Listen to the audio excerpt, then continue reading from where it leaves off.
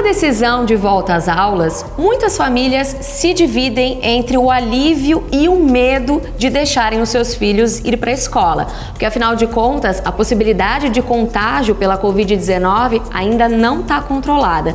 E é disso que a gente vai falar agora com a Maria Camila Moura, que é psicóloga. Lembrando que nós estamos seguindo aqui todos os protocolos, estamos distanciadas. Bom dia, Maria Camila, tudo bem? Bom dia, tudo bem? Um prazer estar aqui com vocês, conversando sobre uma temática tão relevante, né? Quais são os principais receios que os pais estão passando nesse momento aí de impasse de volta às aulas? O medo sobre realmente se o sistema de saúde vai dar conta ou não, o medo se suas crianças vão ser contaminadas ou não, e às vezes tem um efeito meio como se fosse um efeito borboleta, que muitos pais pensam, se eu levar minha filha pode se contaminar, mas para ela não vai ser nada, ela pode levar para a avó.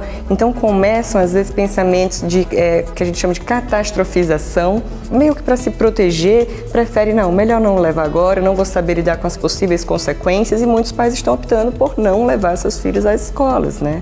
E como é que os pais podem fazer para lidar com a saúde mental nesse momento? Vai desde um trabalho de psicoeducação, de entender o que está passando, de entender que ter medo é normal, de entender que a gente está num cenário atípico. Com reação atípica, ela é normal, ela é saudável. Se um pai chega agora e fala, eu estou com medo, eu não sei direito o que fazer, eu estou um pouco confuso, sinal que ele está saudável. Se esses sentimentos, né, essas emoções, elas tomam proporção que paralisa, que tira o sono várias noites, então, vamos buscar ajuda adequada. O que é que eu posso fazer dentro da minha casa para manter a sanidade? E aí vai desde ter uma rotina, que a gente banaliza como se fosse, não precisa, gente. Desde a atividade física não está só no campo estético, está no campo da saúde mental, é uma boa maneira de regular as emoções. Procurar realmente se socializar do jeito que dá, videochamada, mensagens, filmes bons, músicas. Então não é uma coisinha que a pessoa vai fazer para ficar bem, ela vai juntar um monte de variáveis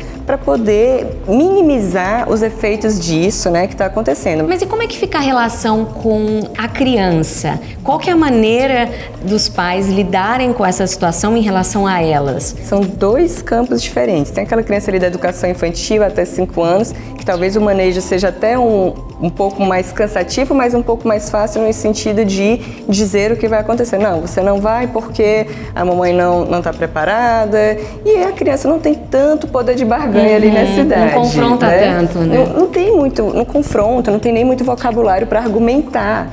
E já para essa outra criança mais velha, que já tem mais contato social com os amigos, já vê os amigos, mas meus amigos estão indo para a escola, por que eu não vou? Aí realmente vai ter que abrir essa porta do diálogo familiar. Da mãe às vezes falar, o pai, o responsável, eu não estou preparado por causa disso, disso e disso. E aqui não tem uma regra. Não existe ainda como a gente saber o que é exatamente o correto a fazer. A gente está apostando, e algumas pessoas apostam que voltar para a escola agora pode ser a melhor coisa, e outras famílias estão apostando que o melhor para elas será ficar em casa. Tenho que arcar com outras maneiras de socialização, talvez começar a fazer uma socialização gradativa da criança, né? Porque isso também é um cuidado que tem que ter. Muitos pais às vezes estão aqui vivendo em confinamento e semana que vem vamos voltar para a escola. Isso é muito complicado, a criança não vai saber nem se portar direito. E a criança ela precisa desse tempo de adaptação. Então, levar uma criança num parque, numa praia, agora que está começando, né? Mas tem que usar máscara, não pode pegar no coleguinha. E educando a criança e a si como se portar diante de novas situações sociais. Na parte cognitiva, isso não vai trazer muitos prejuízos. Porque isso é uma discussão, né? Até pais que levam em conta que estão pagando a escola, então querem o mais rápido possível usufruir disso, né? Sim.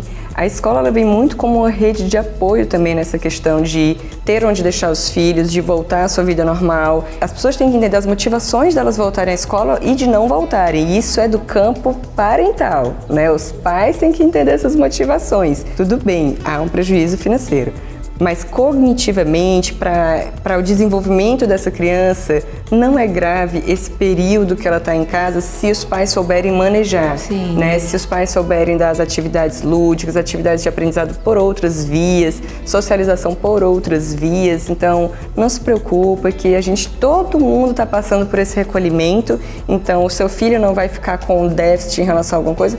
Foi todo mundo se recolheu e já todo mundo vai, né, voltar a se encontrar novamente. A gente tem alguns depoimentos de pais que não querem levar os filhos para a escola, pelo menos nesse momento. Vamos ver?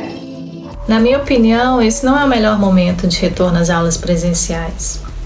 A gente sabe que a escola é um ambiente de alto risco de contágio, por mais que sejam tomadas todas as medidas de precaução, de prevenção. E esse vírus, ele traz muitas incertezas. Eu tenho 2 filhas, uma criança de 4 anos e uma criança de 8 anos.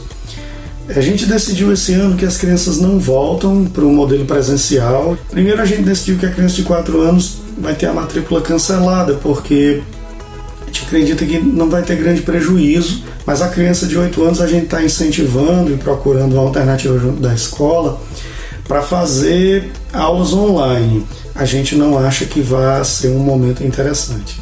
Pois é, todo mundo tem aí as suas crenças, os seus motivos, as suas razões, né? Em relação a isso, tem tantas considerações, né, que a gente pode fazer.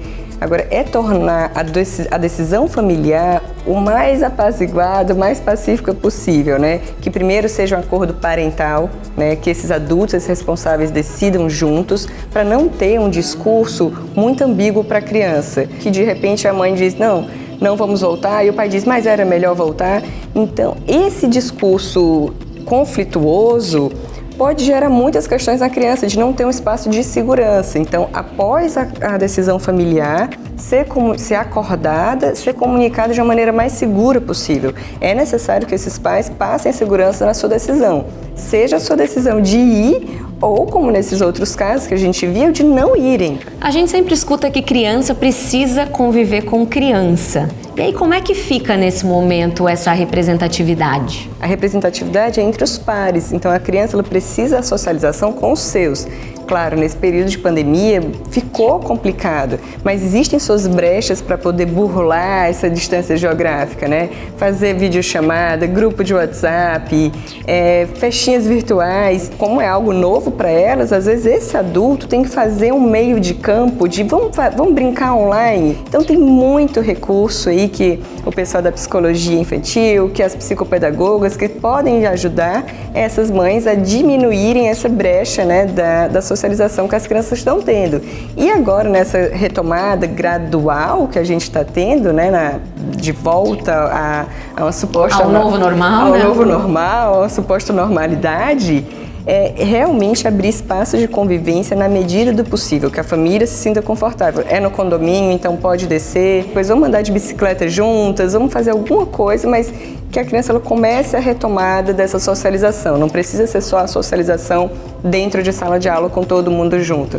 Pode ser dessas maneiras também, né? Em relação a famílias que querem levar os filhos para a escola ou até mesmo precisam, né? Porque muitos trabalhos estão retomando e a criança não quer. A criança está se sentindo insegura, até mesmo ansiosa. Como lidar? Principalmente nesses casos de mães e pais que têm que voltar a trabalhar, eles vão ter mesmo que trabalhar. Eu tenho que voltar a trabalhar, como é que eu faço isso da maneira mais segura possível, como é que eu me sinto bem e como é que eu transmito isso para minha filha. Talvez quando eu estiver segura, eu consiga passar uma segurança para minha filha e para o meu filho. Esse trabalho começa internamente. Falar de criança não tem como não falar de onde ela está inserida, que é desse seio familiar. E nesse momento, né, de pandemia, tem se falado muito em solidariedade, né? Como aplicar solidariedade nesse momento aí dessa relação pais, filhos e escola? É um movimento de solidariedade quando se diz, ok, eu posso ficar em casa, mas eu compactuo que as escolas voltem com toda a segurança possível, porque o professor precisa do emprego dele, né? Tem mãe, tem pai que não tem onde deixar seus filhos, e é um momento crucial para as crianças entenderem isso, entenderem que existem diferenças e que a gente não pode só olhar para o nosso, que a gente tem que olhar para a realidade do outro. A gente está sendo convidado novamente a pensar que não tem como estabelecer um protocolo, né, de volta, porque as realidades são muito diferentes. diferentes. Até as próprias escolas, eu acho que no Brasil todo está esse movimento de, primeiramente, proporcionar um ensino híbrido, em que tem a opção presencial, mas também as aulas remotas. E aí as famílias vão se adequando até, de repente, quando for o caso, voltar todo mundo, né, no momento mais seguro, no momento de tranquilidade a todos. Eu queria que você deixasse uma mensagem para essas famílias que estão tendo que tomar aí uma decisão tão difícil, seja de levar para a escola ou de não levar para a escola. O que a gente tem que ter muito claro é que eu tenho que ficar bem com a decisão que eu tomar, porque o bem-estar da criança depende diretamente, está ligado e vinculado com o bem-estar da família. Cada família vai ter uma situação muito particular. É esquecer um pouco o que fulano ou beltrano está fazendo e entender qual o melhor para a minha família agora, sem culpa e entendendo que não tem protocolo. Agora é o momento de se responsabilizar pelas próprias escolhas e ficar bem com isso. Muito obrigada, Maria Camila. Obrigada.